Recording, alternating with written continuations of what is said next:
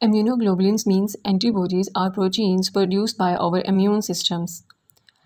Basically immuno means immune systems and globulins means proteins. हमारे immune systems की जो proteins हैं वो एंटीबॉडीज़ होती हैं. Immunoglobulins are synthesised by and present on the surface of B lymphocytes and are both synthesised and secreted by plasma cells. अब जो antibodies होती हैं इम्यूनोग्लोबुलिन्स ये हमारे बी लिम्फोसाइट्स जो हैं यानी बी सेल्स उनकी सरफेस पे प्रेजेंट होती हैं.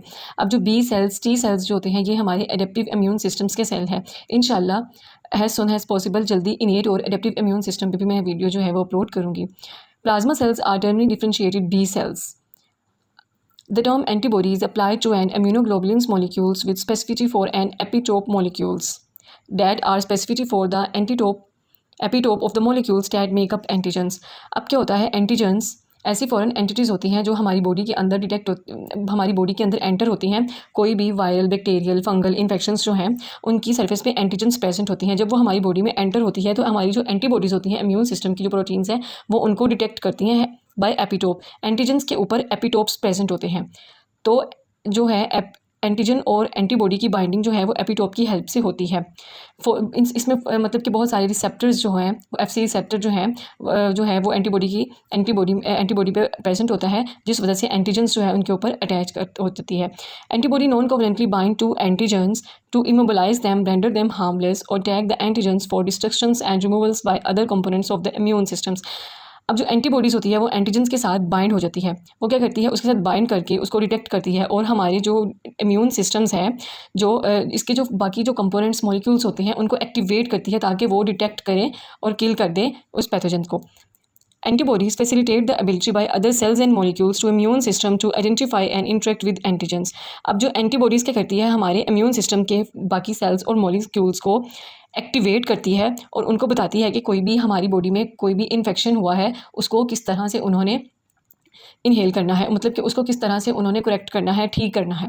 Because antibodies are often in soluble forms. Antibodies हमारी बॉडी में सोल्यूबल फॉर्म में प्रेजेंट होती हैं. They are important component of humoral response of the immune response. अब ये क्या करती है कि हमारी कोई भी एंटीजन, कोई भी bacteria, virus, fungus, micro organism हमारी बॉडी में एंटर हुआ है उसकी सरफेस पे एंटीजन्स प्रेजेंट होती हैं. जब वो हमारी बॉडी में एंटर होगा तो एंटीबॉडी क्या करती है ये फॉरेन सेल्स होगा नॉन सेल्फ, और हमारी बॉडी के सेल्स जो हैं वो सेल्फ होते हैं. उनको क्या करती है कि एंटीबॉडीज़ जो है वो फॉरेन सेल को डिटेक्ट करती है और हमारी बॉडी में कोई भी इन्फेक्शन जो होता है, कोई भी डिसीज़ होने से हमारी बॉडी को बचाती है, हमारे इम्यून सिस्टम को एक्टिवेट करती है. अब हम लोग देखते हैं स्ट्रक्चर ऑफ एंटीबॉडी, मतलब एंटीबॉडी का स्ट्रक्चर क्या है, किस तरह कोई भी एंटीजन हमारे एंटीबॉडी के साथ अटैच होता है. अब जो एंटीबॉडी का स्ट्रक्चर होता है बेसिकली इसमें हमारे पास दो चेन्स होती हैं. एक हमारे पास होती है हैवी चेन, ये जो हैवी चेन है, और ये हमारे पास होती है लाइट चेन. एक वेरिएबल रीजन होता है और ये कॉन्स्टेंट रीजन होता है.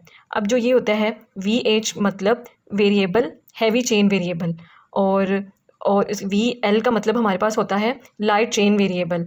अब ये लाइट चेन कांस्टेंट. अब जो ये हमारे पास होता है CH1, CH2, CH3, CH4 optional.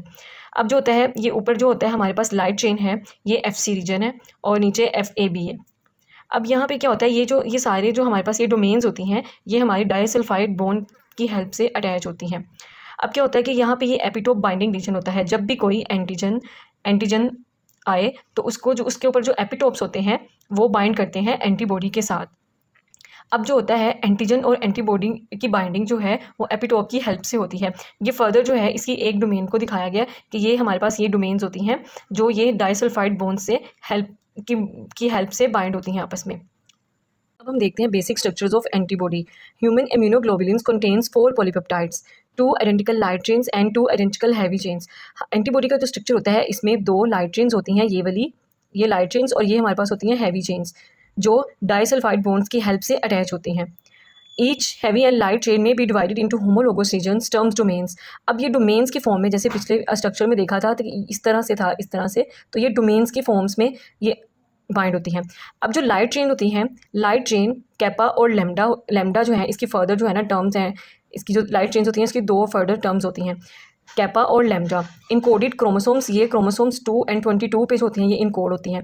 Heavy chains जो होती हैं इसकी 5 जो है ना फर्दर टर्म्स होती हैं. उसमें हमारे पास होता है mu, delta, gamma, epsilons and alpha. अब और ये जो होती हैं ये क्रोमोसोम्स 14 जो है उसके ऊपर इनकोडेड होती हैं.